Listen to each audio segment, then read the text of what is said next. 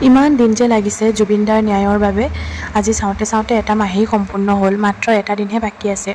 কোনোবা সময়ত বুকুখন বিষাই যায় ভয় লাগে ভাবোঁ নীলভি দাদাৰ মৃত্যুৰ দৰে আৰু জোনমণি ৰাভাৰ মৃত্যুৰ দৰে কেৱল তদন্ত হৈ ঘটনাবোৰ ৰৈ নাযায়তো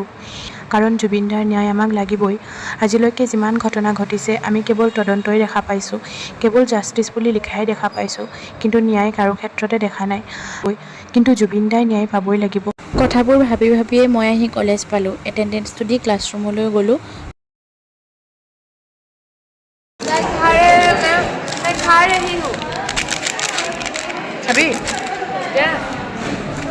একো নেখাওঁ নকয় এটাই জীৱন গাইছে এটাই জীৱন যদি সেইটোতে নাখাওঁ মই কেতিয়া খাম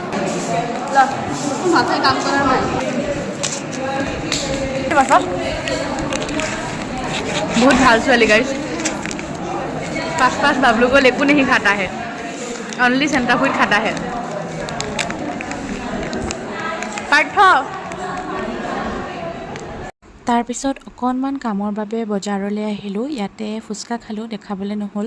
আৰু খাই মেলি লৈ আমি আহিলোঁ নগাঁও কোৰ্টত কিয়নো ইলেকশ্যন অফিচত মোৰ অকণমান কাম আছিলে সেইকাৰণে লগৰ জেবিন আহিছে আৰু মই দুইজনী আহিছোঁ আৰু জুবিনদাৰ নামত লগাম বুলি মাটি চাকি কেইটামান লৈছোঁ এইবাৰ দেৱালী যিহেতু একো ফটকা নুফুটাওঁ আৰু যিয়েই কৰি নাথাকোঁ কিয় কেৱল জুবিনদাৰ কথাই মনত পৰি থাকে কেতিয়া ন্যায় পাব কাম হৈ যোৱাৰ পিছত ময়ো ঘৰলৈ গুচি আহিলোঁ আৰু লগৰজনী তাইৰ ৰুমত গুচি গ'ল আৰু গাড়ীৰ পৰা নামাৰ পিছত ভণ্টিয়ে মোক লৈ আহিলেগৈ আজিৰ ভিডিঅ'টো ইমানেই আছিলে যদি ভাল লাগিলে লাইক শ্বেয়াৰ কমেণ্ট কৰি দিব বাই বাই লাভ ইউ